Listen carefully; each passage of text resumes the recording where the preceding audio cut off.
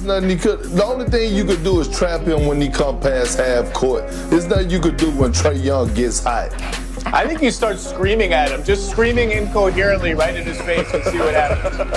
It could work.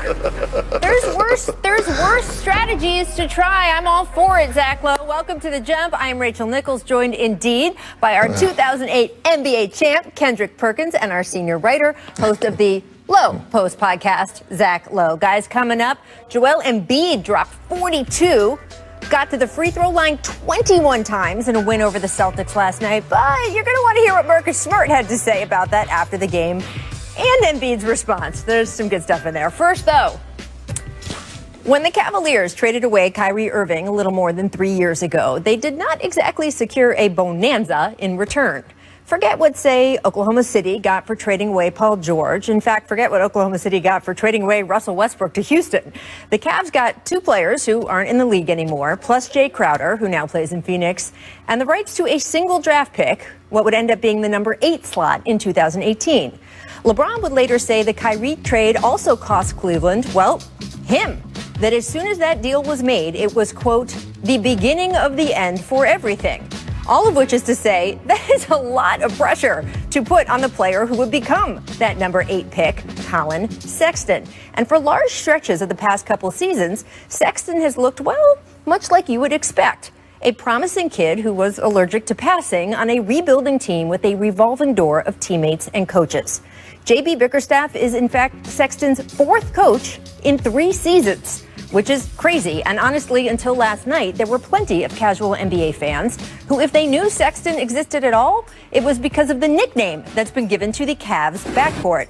Oh, yes, it's Zach Lowe's favorite NBA phrase right now, Sexland. Sexland. Boom. You know, Colin Sexton, teammate Darius Garland, Sexland. Get it? Zach does. Anyway, while the Cavs have already made remarkable strides under Bickerstaff, it certainly would have been understandable for anyone looking at last night's schedule to see Nets Cavs on the docket and think Cleveland was going to serve as little more than a speed bump for the 1,000 horsepower monster that is Brooklyn's new Big Three.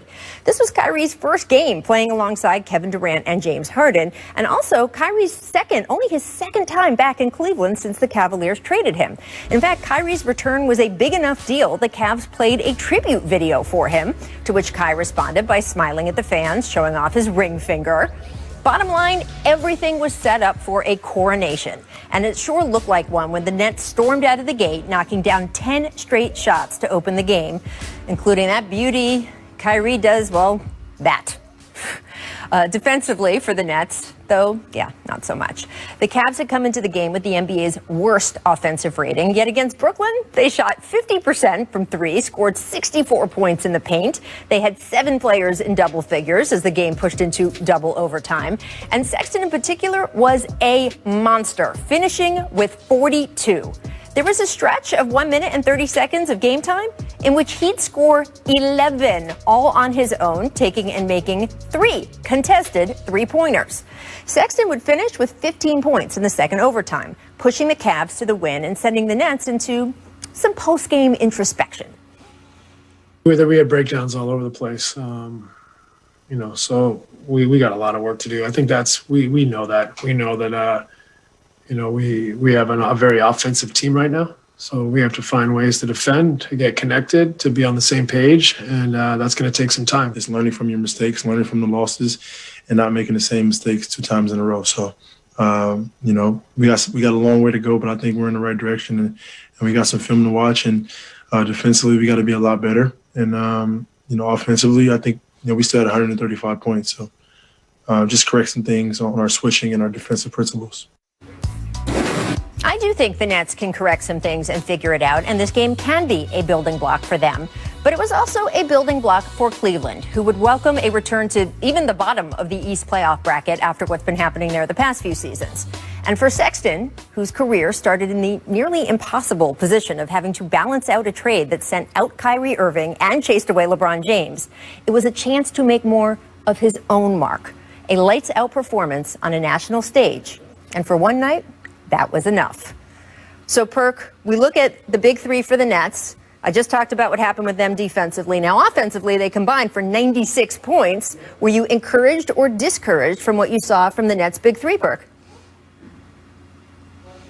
Well, I was discouraged, Rachel. And look, you remember on social media when James Harden gave Lil Baby 100 honey buns? Well, guess what? Colin Sexton gave them 42 honey buns last night, and everybody else in the league been giving them honey buns. Listen, offensively, they'll figure things out. Steve Nash and Mike D'Antoni, they're offensive-minded coaches. I get that. But defensively, they have zero excuses. This is not a young ball club. This is a veteran team. You got two champions on there, Kevin Durant and Kyrie Irving. So with that being said, these guys should know how to come together collectively and figure things out. It's all about effort. It's not about schemes. And last night, what I was watching was they was just saying, you know what? We're going to outscore you. That's how we're going to beat you. And Rachel, you and Zach both know that in order to win a championship, you have to be at the top of the charts on the defensive end. Even when the Golden State Warriors was making their runs, yes, they were great offensively.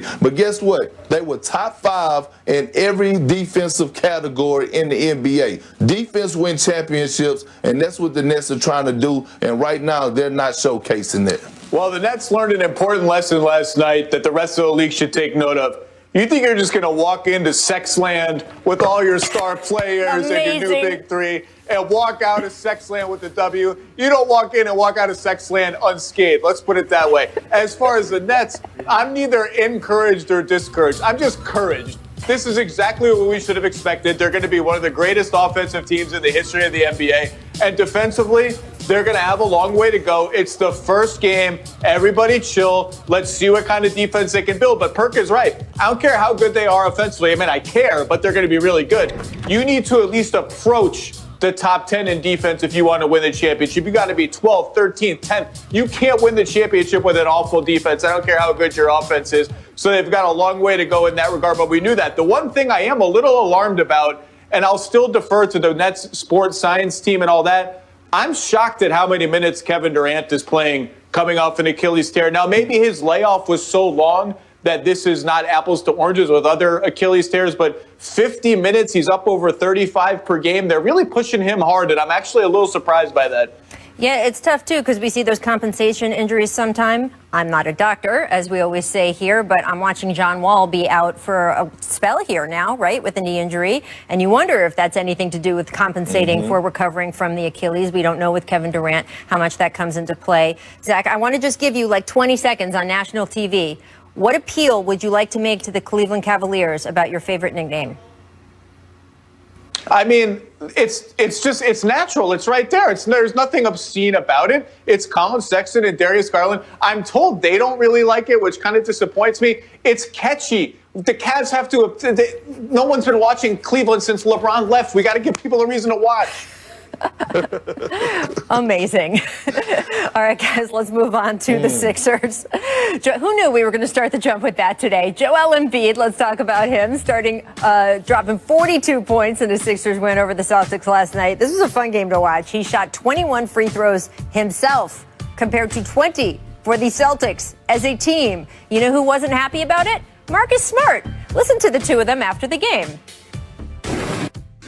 You know, we got our hands up a lot of the times, and, you know, he flails and he gets the call. And then down on the other end, you know, we got our guys attacking the rim, getting a lot of contact, and we're just not getting the whistle. It's tough to play like that, and it's tough. I mean, if the roles are reversed, I do it every time. I mean, I'll be on too. If every time I threw my arms up or every time I got touched, I'm going to the free throw line. I mean, it's kind of hard not to get into a rhythm that way when you shoot 21 free throws alone, and they allow you to hack on the other end. Marcus Smart just told me that I flail a lot. Come on.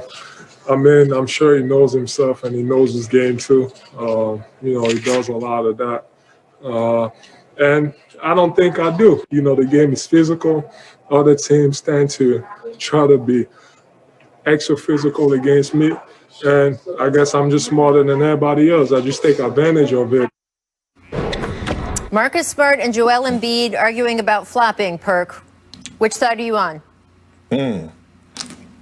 Look, first of all, Rachel, I love it. I love it. No more of this buddy ball. Listen, go at each other. I love the beef. I will be tuned in tomorrow to watch the 76ers versus the Celtics. That's number one. But I'm on Joel Embiid's side right now because he's been playing phenomenal. But the start of the game, he established himself in the paint. He established himself. He was dominant in the paint. And look, a lot of those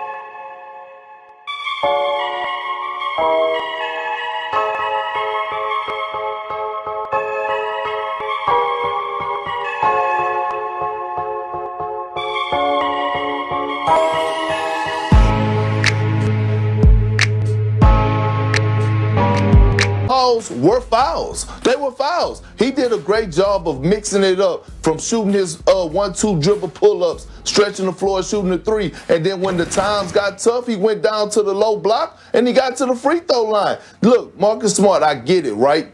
We all flop. We know you're a flopper. You're my boy. But Joel was not flopping last night. He was just imposing his will. That's it. I agree with Perk in this sense. Philly